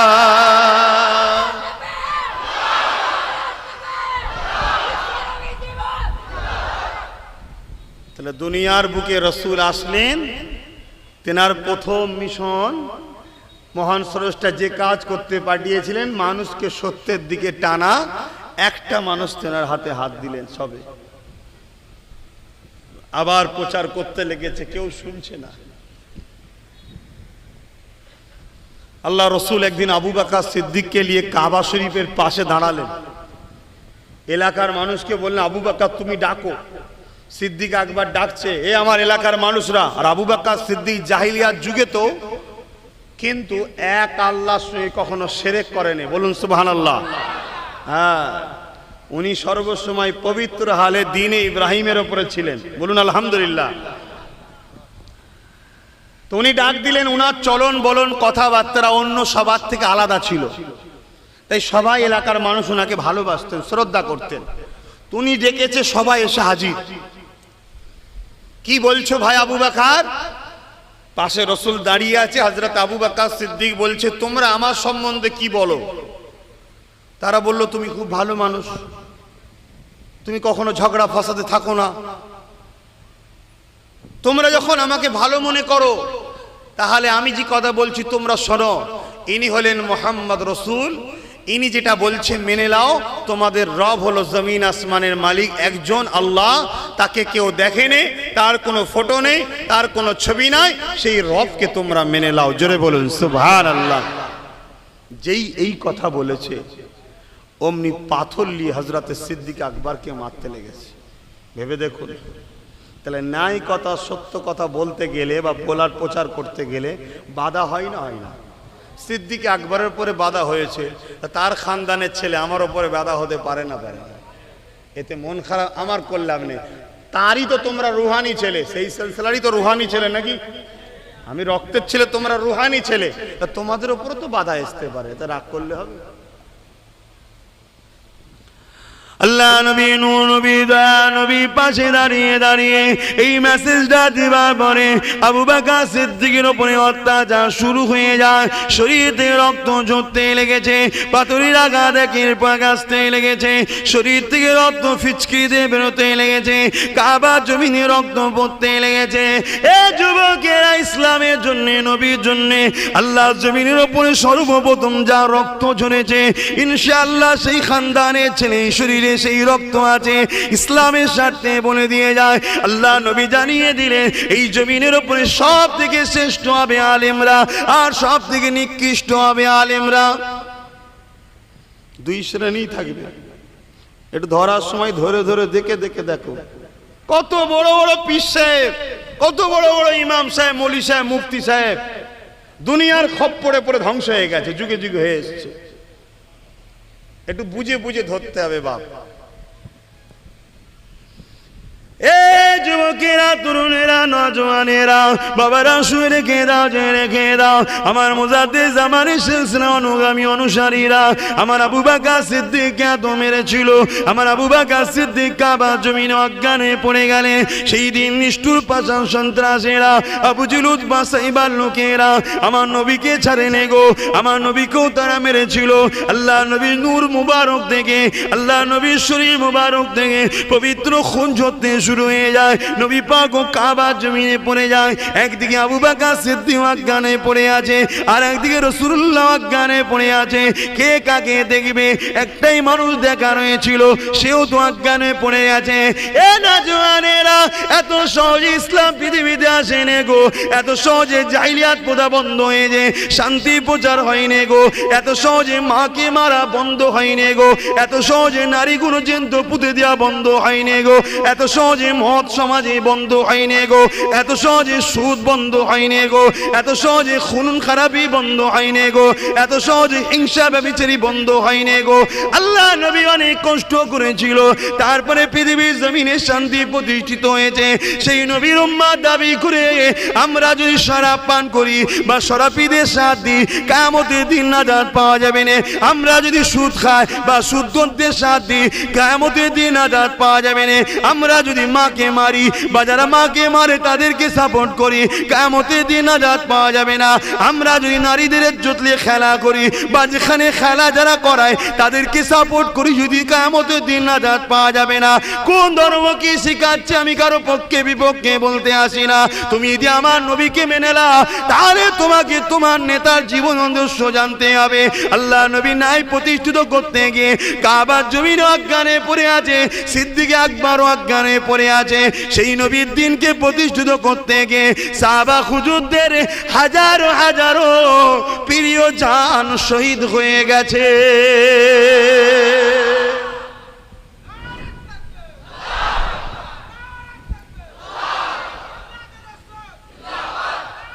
আল্লাহু আকবার। বোঝার চেষ্টা করো যুবকেরা, ভুল আলাদা জিনিস আর ইসলামের ক্ষতি করা আলাদা জিনিস। আমি কিছু বুঝাতে পারলাম? ভুল মানুষ মাত্র হয়, কিন্তু ইসলামের ক্ষতি আলাদা জিনিস। ইসলামের ক্ষতিতে কোনোদিন নাজাত নাই। হযরতে আবু বকর সিদ্দিকের এত রক্ত বেরিয়েছে, অজ্ঞানে পড়ে আছে, দয়ার নবী অজ্ঞানে পড়ে আছে, কেউ তুলান নাই। তামিল গোত্রের মানুষেরা হযরতে সিদ্দিক আকবরকে তুলে নিয়ে গেছে ঘরে, কিন্তু আমার রসুলকে নিয়ে যায়নি। আহা, বাপ হারা মা হারা। বাপেরা নওজওয়ানেরা বোঝার চেষ্টা করে নবী আমার কত কষ্ট করেছে। বাপারা মা হারা তিমেশি নবী আমার দুনিয়ার জমিনে সে দাওয়াত দিলে, এ দুনিয়া মানুষেরা মানুষকে হত্যা করো না গো, মানুষকে কখনো জুলুম করো না গো। যার তোমরা জান দিওনি, যাকে তোমরা সৃষ্টি করোনি, তাকে তোমরা হত্যা করবে কেন? হ্যাঁ, তিনি জানিয়ে দিয়েছে এই কাজ হলে তাদের মৃত্যুদণ্ড দিতে হবে। তিনার হুকুম যারা নিজেরা কখনো আইনকে হাতে তুলো না, নিজেরা নিজেদের মাধ্যমে ফিতনা ফাসাদ করো না, মানুষকে হত্যা করে দিও না গো। সে যে কোনো ধর্মের হোক না কেন, মানুষকে ভালোবাসবে। আরে আমার নেতা কি শিক্ষা দিয়েছে, আমার কোরআন কি শিক্ষা দিয়েছে? আল্লাহ নবী একদিন রাস্তা দিয়ে যায়, এমন সময় দেখা যায় রাস্তা ধারে একটা ধুলোবালি জায়গাতে একটা বুড়ি মহিলা বসে রয়েছে। নবী আমার বুড়ির কাছে গেলে নবী আমার কিছুক্ষণ দেখতে লাগলো। অনেক মানুষ রাস্তা দিয়ে যায়, বুড়ির দিকে একবার তাকায়, দ্বিতীয়বার তাকায় না, কেউ কোনো খোঁজ নেয় না, ভ্রুক্ষেপ করে না। দয়ার নবী আমার আগে গেলে ওই বুড়ির পাশে গিয়ে বসলে, আল্লাহ নবীকে সাবন করে খোঁজ নিতে লাগলে। মা, কি ব্যাপার, এই ধুলোবালি জায়গাতে আপনি বসে আছেন কেন? এখানে নোংরা রয়েছে, ধুলো জায়গাতে আপনি বসে আছেন কেন? ওই মহিলা বলেছিলেন, কে রে বাবা, কে তুই আমার খোঁজ নিচ্ছিস? এত মানুষ চলে গেল, কেউ খোঁজ নিল না, তুই কে বাবা আমার খোঁজ নিচ্ছিস? কখন তো তোকে দেখি না বাবা, কত সুন্দর তোকে দেখতে বাবা, কোথায় বাড়ি তোর, কি নাম তোর? আল্লাহ নবী নিজের পরিচয়কে গোপন দিয়ে বললেন, মা, মনে করুন আমি আপনারই একটা সন্তান।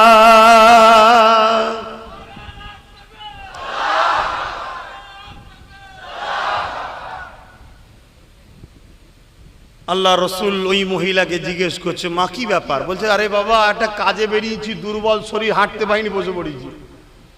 আল্লাহ রসুল বলছেন, এত অসুস্থতায় আপনি বেরিয়েছেন কেন? সাথে তো ছেলে পুলে বেরোতে হয়, সাথে কাউকে লিতার ছেলে পুলে নাই। তখন মহিলা আমার রসুলের দিকে তাকিয়ে বলছে, কোথায় বাড়ি তুই জানিস না? যখনকারের কথা বলছি তখন ছেলেরা মাকে হত্যা করতো। এই যে ছেলেরা মাকে ভালোবাসছে, আমার রসুলের অবদান। আস্তে আস্তে যে মাগুলো ছেলেগুলোকে নবীর প্রেম শিখায়নি, সেই ছেলেগুলো আস্তে আস্তে নবীর থেকেও সরে যাচ্ছে। আর যে মায়েরা ছেলেদের ঘরে নবীর প্রেম শিখিয়েছে, মোহাম্মদ রসুলকে চিনিয়েছে, বাবা এটা তোর নেতা, অন্য কেউ নয়, এটা তোর নেতা, সেই ছেলে যত বড়ই ভিআইপি হোক, আমি কম ভিআইপি নয়, অহংকার করছিনি, একটু বাইরে বাইরে চলে যাও, যাও যে আব্বাস সিদ্দিকীর খোঁজ লাও, বুঝতে পারবে আব্বাস সিদ্দিকীকে তারা কোন নজরে দেখে। তোমরা রোজ পাও তো, রোজ যদি ঘরে বিরিয়ানি হয় ভালো লাগবে? খারাপ লিখছে না কথা বুঝাচ্ছি বলে? কি গো হাজি সাহেব, খারাপ লাগছে? দেখো বাবা, আমি কম ভিআইপি আল্লাহ করেনি, কিন্তু যত বড়ই ভিআইপি হই, ওই বাপের পায়ে আর মায়ের পায়ে যখনই বেরোই সালাম করে বেরোতে হয়, দোয়া করবেন, কেন আমি জানি আমার ক্যাসেট ওদের দোয়াই চলছে। কথা বুঝে আসছে না? না কেন বদি মোড়ে মোড়ে মোড়ে মোড়ে দুশ্মন আমার ছেয়ে আছে, তারপরও হু করে চলছে। কেন? রসুল বলেছেন বন্দুকের গুলি মিশয়, মা বাপের দোয়া মিশয় না। জোরে বলুন সুবহানাল্লাহ। সেই সময়ের কথা বলছি যে সময়ে মাকে হত্যা করা তারা আনন্দ মনে করতো, বুড়ি হয়ে গেছে আবার বাঁচ মরবে কেন, মেরে দে, বেকার জঞ্জাল হয়ে রয়েছে। এই সময়ে একটা অপরিচিত নারী, যার গলাতে আবার 3টে পাথরের নকশা করা ছোট ছোট লাত, উজ্জা, হবল, নকল খোদার মূর্তি রয়েছে, শুনছেন? তাকে বলছে, মা আপনার কি ছেলে নাই? মহিলা বলছে, তোর বাড়ি কুদু বাবা, তুই জানিস না ছেলেরা মাকে জুলুম করে, দেখে না? আল্লাহ নবী আফসোস করে বললেন, মা আমাকে যদি ছেলে মরে করেন, আপনি আমার সাথে আমার বাড়িতে একটু চলুন, আমার পাশেই বাড়ি, একটু রেস্ট নেবেন, আরাম করবেন, আপনার ছেলেদেরকে পাঠাবো, আসবে আপনাকে ঘরে নিয়ে যাবে। আসে নবী পাকে যে কথা বলছিলাম, আল্লাহ নবী মহিলাটাকে সাথে করে নিয়ে নিজের ঘরে গেলেন। নবী আমার যখন বলেছিলেন, মা আমাকে যদি ছেলে মনে করেন আমার সঙ্গে গিয়ে ঘরে যাবেন। আল্লাহ নবীর এই কথা না শুনে ওই মহিলা চোখে পানি রুখতে পারল না, কেননা মায়া ভরা, মমতা ভরা এইরকম সন্তানের ভালোবাসা ওই মাটা কখনো পায়নি, যার কিনা 4টে সন্তান রয়েছে। আল্লাহ নবী মহিলাটাকে নিজে ঘরে নিয়ে গেলেন, নিজের পরিবারকে বলতে লাগলেন, এ আমার পাঁচ স্ত্রী রে, এই মহিলাটাকে সুন্দর করে গোসল করিয়ে দাও, নতুন কাপড় পরিয়ে দাও, খাইয়ে দাও, বিশ্রামের জায়গা করে দাও। আমার নবী পাকের কথা অনুযায়ী নবী পাকের পাক আহলিয়া আমাদের আম্মা জান তাই করে দিল, গোসল করিয়ে দিল, সুন্দর করে গা ধুইয়ে দিল, তাকে খেতে দিল, নতুন কাপড় পরিয়ে দিল, আরামের বিছানায় শুতিয়ে দিল। শোয়ার পরে বয়স্ক মানুষরা দেখবে বিড়বিড় করে কি বকতে থাকে। আমার নবী পাকের পাক আহলিয়া বলে, হয়তো কোনো প্রয়োজনের কথা বলে, তাই শোনার জন্য এগিয়ে গেছে। দেখতে লেগেছে এই মহিলার জবান দিয়ে বেরোচ্ছে, মুহাম্মদ ধ্বংস হয়ে যাক, মুহাম্মাদের মুখ পুড়ে যাক, মুহাম্মাদের পা ধ্বংস হয়ে যাক, মুহাম্মাদের বংশ হয়ে যাক। আমার নবীকে গাল দিতে লেগেছে। বিচার আমরা হলে নিজেরা করে দিতাম, কিন্তু নবী পাকের পাক আহলিয়া নিজে বিচার করেনি, কেননা বিচারের ফয়সালা আল্লাহ আমার নবীকে দিয়ে পাঠিয়েছে। কি করা দরকার? এই গায়ের মুসলমান গাল দিচ্ছে, এর কি বিচার হওয়া দরকার এটা আমার নবী জানে। তাই পাক আম্মা জান আমার রাসূলকে এসে বলতে লাগলো, আল্লাহ নবী ব্যাপারটা শুনে নিয়ে মুচকি আসতে লাগলে। পাক আহলিয়া বলতে লাগলেন, হুজুর আপনার ঘরে আপনি নিয়ে এসেছেন, আপনার খেয়ে আপনার বিছানায় শুয়ে আপনাকে গালি দিচ্ছে, আপনি হাসছেন। আল্লাহ নবী বলেছিলেন, এ আমার প্রাণের স্ত্রী শুনে রেখে দাও, জেনে রেখে দাও, ও তোমার স্বামী মুহাম্মদকে গাল দেয়নি, যে তোমার সামনে দাঁড়িয়ে চোখে গাল দেয়নি, ও গাল দিয়েছে ওই আবু জিল, উতবা, সাইবা, যার সম্বন্ধে মিথ্যা প্রচার করেছে নিজেদের ধান্দাকে টিকিয়ে রাখার জন্য। ওই ভুল বুঝে ওই মিথ্যা প্রচারের মুহাম্মদকে গাল দিচ্ছে। যে তাকে রাস্তা থেকে নিয়ে এসছে ওই মুহাম্মদকেও গালি দেয়নি, যে তোমার সামনে দাঁড়িয়ে আছে ওই মুহাম্মদকে গালি দেয়নি। আর আজও দুনিয়ার বুকে যারা আমার নবীকে গালি দেয়, ছোট বড় কথা বলে, সে যে কোনো সম্প্রদায়ের হোক, যে কোনো সংগঠনের হোক, তারা আমার নেতা মদিনাওয়ালা মুহাম্মদকে গালি দেয়নি। তাদেরও কিছু ব্যবসায়ী নেতা আছে, তারা আমার নবী সম্বন্ধে তাদের খুবরিতে ভুল বুঝিয়েছে, যাতে তারা আমার নবীর প্রেমিক না হয়ে যায়। এই ভুল বোঝানো মুহাম্মদকে গালি দিচ্ছে। তাই আমাদের ঘরে তাদের পাল্লায় পড়ে গিয়ে ঝগড়া করলে হবে না। আমার নবী যেটা করেছে সেটা করতে হবে। নবী কি বলেছিল? হ্যাঁ আমার পাক আহলিয়া রে, ওকে ভালোবাসো। ও যেদিন জেনে যাবে যে মুহাম্মদ ওকে রাস্তা থেকে নিয়ে এসছে, আবু জেহেল সম্বন্ধে ভুল বলেছে, আমি বলে দিই ওই দিন একদিন ওই মুহাম্মদ আমাকে সত্যিই নিজের ছেলের মতো ভালোবেসে নেবে।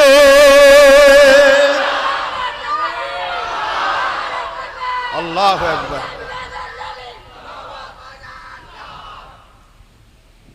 আহা, আদর্শ দেখছেন?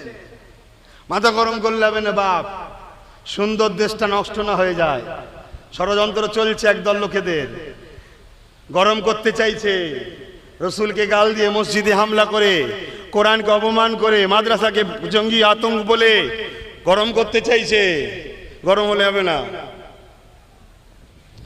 বাবেরা, নওজওয়ান তরুণেরা, এ নবী পাকে প্রেমিকেরা, আল্লাহ নবী দি দুনিয়া বাদশা হাবিবুল্লাহ জীবন আদর্শ দেখলে অবাক হয়ে যাবে। এ নওজওয়ানেরা, আমার নবী পাক সাল্লাল্লাহু আলাইহি ওয়াসাল্লাম মদিনা নববী শরীফে বসে আছে। এমন সময় একজন ইহুদি আসলো আর একজন মুসলিম চলে আসলো। একটা খোঁড়াকে ধরে ইহুদি একদিকে লাগাম ধরেছে, মুসলমান একদিকে লাগাম ধরেছে। আমার নবীর কাছে এসেছে, আমার নেতার কাছে এসেছে। আমার নেতা তখন যখন মদিনার রাষ্ট্রনায়ক, মদিনার সিংহাসনে বিচারের আসনে বসে আছে। এ যুবকেরা, আল্লাহ নবীর কাছে দুজনে হাজির হয়ে গেল। ইহুদি বলতে লাগলো, ও আব্দুল্লাহর বেটা মুহাম্মদ, আমি বিচার চাই, ইনসাফ চাই। আর মুসলমান বলতে লাগলো, ইয়া রাসূলুল্লাহ হাবিবাল্লাহ, আমিও বিচার চাই, ইনসাফ চাই। কি হয়েছে তোমাদের? ইহুদি বলতে লাগলো, এই খোঁড়াটা আমার। মুসলমানটা বলতে লাগলো, হুজুর না, এই খোঁড়া আমার। আরে দয়ার নবী বিচারের আসনে বসে আছে। নবী আমার বলতে লাগলেন, বলো তো বাবা, তোমার খোঁড়া তোমার প্রমাণ কি? এই ইহুদি, বাবা তোমার খোঁড়া তোমার প্রমাণ কি? দুজনে প্রমাণ দিতে লাগলো। একটা একটা করে নবী শুনতে লেগেছে। প্রমাণ নিতে নিতে আল্লাহ নবী রায়টা ইহুদির দিকে দিয়ে দিল। অর্থাৎ রসুল বলতে লাগলো, ইহুদির প্রমাণটা মজবুত, সত্য। তোমার প্রমাণ বাবা ভিত নেই বাবা। তাই এই খোঁড়াটা প্রমাণ অনুযায়ী ইহুদির খোঁড়া হয়ে যাচ্ছে। ইনসাফ, সত্য এমন একটা জিনিস, তাতে নিজের ছেলে যদি ভুল করে তাও কিছু করার নেই, সত্য। এই কথা শুনছেন? সেই বিচারটা শিখিয়েছে কে? রাসূল। তাহলে বিচার কিভাবে করতে হয়, কার থেকে শিখবো? আর এখন মাত্র যদি একটা থামস আপ কোকোলা খাইয়ে দেয়, বিচার চেঞ্জ। তাদেরকে আবার আমরা বলি আমাদের ইমাম, আমাদের দরদি। বলি না? দেখো বাবা, ইনসাফ করতে শেখো। পৃথিবীতে ইনসাফ যদি উঠে যায়, তাহলে আল্লাহর রহমত উঠে যাবে। দরুদ শরীফ আল্লাহুম্মা।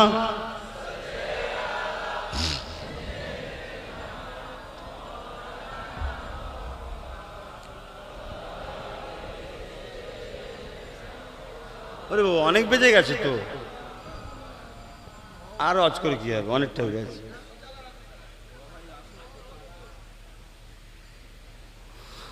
আরে মুসলমান ঘরের ছেলে মেয়েরা, তরুণেরা, বাপেরা, যে কথা বলতেছিলাম, আমাদের চলার পথে একটাই লক্ষ্য হবে নবী।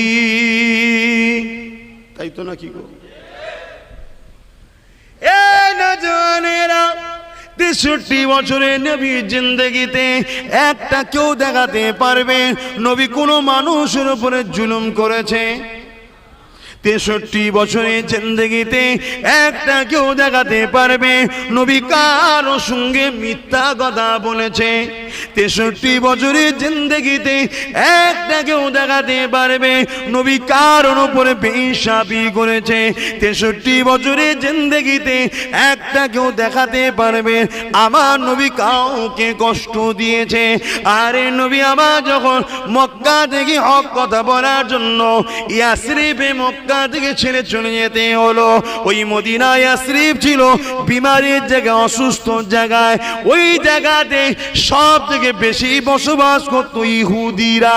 তথাপি আমার নবীকে দেখে সমস্ত ইহুদিরা ওয়েলকাম জানিয়ে, আহলান সাহলান জানিয়ে আমার নবীর আদর্শ দেখে প্রেমিক হয়ে যে মুহাম্মদ রসুলের কাতারে দাঁড়িয়ে গেছে। আজকে সামান্য যদি আমাদের জলসা চলে গেলে যদি একে অপরে হিংসা হিংসি হয় ভাই, তাহলে সব যদি দল ছেড়ে দিয়ে রসুলের দলে চলে আসে ভাই, সেই সকল সময়ে বিভিন্ন সব ধর্ম ব্যবসায়ীদের রাগ হবে না? হবে না? হ্যাঁ বলবেন তো? তারা সব নবীর পিছনে লেগে গেছিল, এই সব মোহাম্মদের দিকে চলে যাচ্ছে, মোহাম্মদের দিকে চলে যাচ্ছে, আমার তো কাস্টমার চলে যাচ্ছে, আমার চলবে কি করে? লেগে গেছে আমার নবীর পিছনে। অন্য কিছু নয়, সব জানে যে আমার রসুল সত্য। কেন আমার নবীর জীবনে কখনো কাউকে কষ্ট দেয়নি, কোন ধর্মের মানুষকে কষ্ট দেয়নি। আল্লাহ রসুল বলছে কেউ যদি একটা ইচ্ছা করে পিঁপড়েকেও মারে, ইসলাম কত মহান দেখুন, তাকেও কিয়ামতের দিন জবাব দিতে হবে। মারার অধিকার নেই তোমার, জান দিয়েছো তুমি, নাকি মারবে? হ্যাঁ ইচ্ছা করে, ইচ্ছা কিন্তু পায়ের তলায় পড়ে গেছে, দেখতে পাওনি, বসেছো, মরে গেছে, ওটা তো না চা। আরে বাবেরা নওজওয়ানেরা, এ নবী পাকের প্রেমিকেরা, আল্লাহ নবী দিন দুনিয়া বাদশা হাবিবুল্লাহ নবী আমার যখন ইয়াসরিব থেকে মদিনার জমিনে চলে যাবে, আল্লাহ নবী তার আগেতে মক্কা জমিনে মানুষ যখন নবীর কথা শোনেনে, নবী আমার তাইফের জমিনে গেলে, হে যুবকেরা তরুণেরা, মক্কা সন্ত্রাস আবু জেহেল উতবা সাইবা তাইফের সন্ত্রাসদের ঘরে জানিয়ে দিল, তাইফের লিডারদেরকে জানিয়ে দিল মুহাম্মদ জিতেছে। ওই মুহাম্মদ তাইফে ঢুকার আগে ওর উপরে অত্যাচার জুলুম করে ওকে বার করে দাও। কেন মুহাম্মদ যে কথা বলে সত্য কথা বলে ঠিকই, কিন্তু মুহাম্মাদের কথা শুনলে আমাদের আনন্দ ফুর্তি বন্ধ হয়ে যাবে, মুহাম্মাদের কথা শুনলে পরনারীকে ভোগ করা বন্ধ হয়ে যাবে, মুহাম্মাদের কথা বললে শুনলে গরিবদেরকে লুটা বন্ধ হয়ে যাবে, মুহাম্মাদের কথা শুনলে মানুষের হককে আদায় করতে হবে, মুহাম্মাদের কথা শুনলে আমরা যে মানুষকে নিয়ে জুলুম করে মস্তি মौज করি এগুলো বন্ধ হয়ে যাবে, মুহাম্মাদের কথা শুনলে নারীদের নিয়ে আনন্দ ফুর্তি করি বন্ধ হয়ে যাবে, মুহাম্মাদের কথা শুনলে এমন করে পরের সম্পদকে নিজের সম্পদ মনে করা যাবে না, মুহাম্মাদের কথা শুনলে মদ শরাব জেনা ব্যভিচারী বন্ধ করে দিতে হবে। কিন্তু মুহাম্মদ যা বলে সত্য বলে, তাই মুহাম্মদকে রুকে দাও, রুকে দাও। কেন মুহাম্মাদের সোবতে একবার কেউ যদি বসে যায়, সে মুহাম্মাদের কথা শুনে সঙ্গে সঙ্গে মুহাম্মাদের প্রেমিক হয়ে যায়।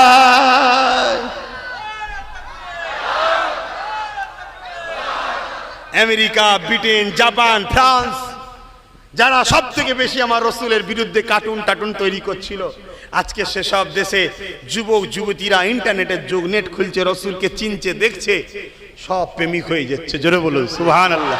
মদ ছেড়ে দিচ্ছে, অ্যালকোহল ছেড়ে দিচ্ছে, বার ছেড়ে দিচ্ছে, গান ছেড়ে দিচ্ছে, জেনা ছেড়ে দিচ্ছে, খুন করা ছেড়ে দিচ্ছে, ব্যভিচারী ছেড়ে দিচ্ছে, মার্ডার করা ছেড়ে দিচ্ছে, মা বাপকে সম্মান দেওয়া শুরু করছে, বড়দেরকে স্নেহ সম্মান করছে, ছোটদেরকে স্নেহ করছে, তারা ভালো তৈরি হচ্ছে, আর শয়তানের অনুসারীদের বুক ফেটে যাচ্ছে। এই যে আজকে আপনারা সব ছেলেরা বসে সুবহানাল্লাহ আলহামদুলিল্লাহ বলছেন, আপনি কি ভাবছেন শয়তান খুশি? এই শয়তান খুশি? আল্লাহ শয়তানের চেলারা খুশি। জি সর্বনাশ, এত সুবহানাল্লাহ বলছি, ওদের অনেক নেকি হয়ে গেল, সব ধুলোবালি মেয়েকে গড়াগড়ি করছে শয়তান। ই কি সর্বনাশ হলো বল দেখি।